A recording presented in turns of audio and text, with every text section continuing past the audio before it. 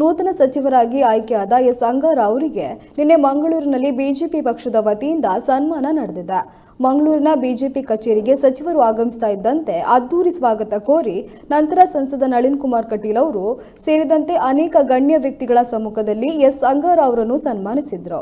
ಈ ವೇಳೆ ಪುತ್ತೂರು ವಿಧಾನಸಭಾ ಕ್ಷೇತ್ರದ ಶಾಸಕರಾದ ಸಂಜೀವ ಮಠಂದೂರು, ದಕ್ಷಿಣ ಕನ್ನಡ ಜಿಲ್ಲಾಧ್ಯಕ್ಷ ಸುದರ್ಶನ್ ಮೂಡಬಿದ್ರೆ, ಮಂಗಳೂರು ಮೇಯರ್ ದಿವಾಕರ ಪಾಂಡೇಶ್ವರ ಸೇರಿದಂತೆ ಅನೇಕರು ಉಪಸ್ಥಿತರಿದ್ದರು.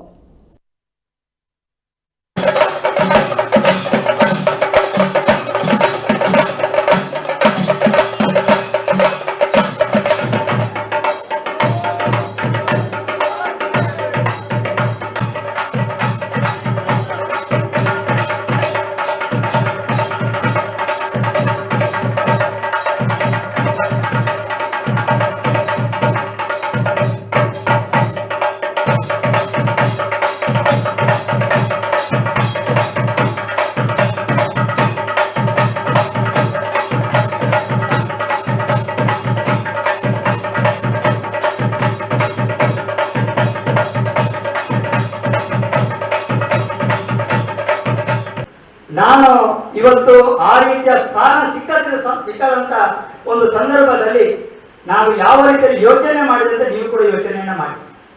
ನನ್ನ ಪಾರ್ಟಿಗೆ ಮುಜುಗರ ಆಗಬಾರದು. ಪರಿಸ್ಥಿತಿಯನ್ನು ಅರ್ಥ ಮಾಡಿಕೊಳ್ಳಬೇಕು. ಪರಿಸ್ಥಿತಿಯನ್ನು ಅರ್ಥ ಮಾಡಿಕೊಂಡು ಆ ರೀತಿಯ ಒಂದು ಕೆಲಸವನ್ನ ಅಥವಾ ಆ ರೀತಿಯ ನನ್ನ ಜೀವನದಲ್ಲಿ ಆ ರೀತಿಯಲ್ಲಿ ನಡ್ಕೊಳ್ಬೇಕು ಅನ್ನತಕ್ಕಂಥ ಒಂದು ಉದ್ದೇಶದಿಂದ ನಾನು ತಾಳ್ಮೆಯಿಂದ ನಡ್ಕೊಂಡಿದ್ದೇನೆ. ಇವತ್ತು ಆ ರೀತಿಯ ಒಂದು ತಾಳ್ಮೆ ಅಂದ್ರೆ ನನ್ನ ಕ್ಷೇತ್ರದ ಎಲ್ಲ ಜನತೆ ತಾಳ್ಮೆ. ಕ್ಷೇತ್ರದ ಜನತೆ ಕೂಡ ಎಲ್ಲಿ ಕೂಡ ಪಾರ್ಟಿಗೆ ಮುಜುಗರ ಆಗುವಂತ ರೀತಿಯಲ್ಲಿ ಅಥವಾ ಯಾವುದೇ ರೀತಿಯ ಪ್ರಮುಖರಿಗೆ ಮುಜುಗರ ಆಗುವ ರೀತಿಯಲ್ಲಿ ನಡ್ಕೊಳ್ಳಿಲ್ಲ.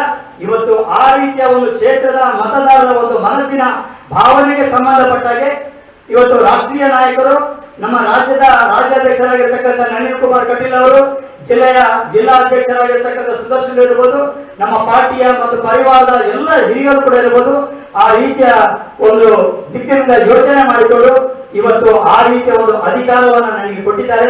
ಆ ಅಧಿಕಾರ ಕೊಟ್ಟಿರ್ತಕ್ಕಂಥ ಸಂದರ್ಭ ಇವತ್ತು ಯಾಕೆ ಸಮಯ ಅಂತ ಹೇಳಿದ್ರೆ ನಾವು ಸಂಘಟನೆಯ ಪರಿಸ್ಥಿತಿಯನ್ನು ನಾವು ಅರ್ಥ ಮಾಡಿಕೊಳ್ಬೇಕಾಗಿದೆ. ಇವತ್ತು ಆ ಎಲ್ಲ ಪರಿಸ್ಥಿತಿಯ ಮಧ್ಯೆಯೂ ಕೂಡ ನನಗೆ ಸುಳ್ಯಕ್ಕೆ ಆ ರೀತಿಯ ಒಂದು ಅವಕಾಶ ಸಿಕ್ಕಿದೆ.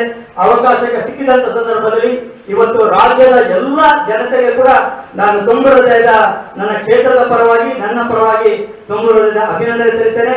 ರಾಷ್ಟ್ರೀಯ ನಾಯಕರು, ರಾಜ್ಯ ನಮ್ಮ ಅಧ್ಯಕ್ಷರು, ಜಿಲ್ಲಾಧ್ಯಕ್ಷರು ಮತ್ತು ಸಂಘದ ಹಿರಿಯರಿಗೂ ಕೂಡ ನಾನು ಈ ಒಂದು ಸಂದರ್ಭದಲ್ಲಿ ಅಭಿನಂದನೆ ಸಲ್ಲಿಸಿ ಇವತ್ತು ಈ ರೀತಿಯ ಒಂದು ಅಭಿನಂದನೆ ತಾವೆಲ್ಲರೂ ಕೂಡ ಮಾಡಿದಿರಿ. ಇದು ಅಭಿನಂದನೆ, ಇದು ಅಂಗಡಿಗೆಲ್ಲ, ಇದು ನಮ್ಮ ಸಂಘಟನೆಗೆ ಸಿಕ್ಕಿರತಕ್ಕಂಥ ಅಭಿನಂದನೆ. ಈ ಸಂಘಟನೆಗೆ ಸಿಕ್ಕಿರತಕ್ಕಂಥ ಅಭಿನಂದನೆಯನ್ನ ನಾವು ಕೂಡ ಮುಂದೆ ನಾವು ಆ ರೀತಿಯಲ್ಲಿ ಉಳಿಸಿಕೊಳ್ಳಬೇಕು, ಬೆಳೆಸಿಕೊಳ್ಳಬೇಕಾದ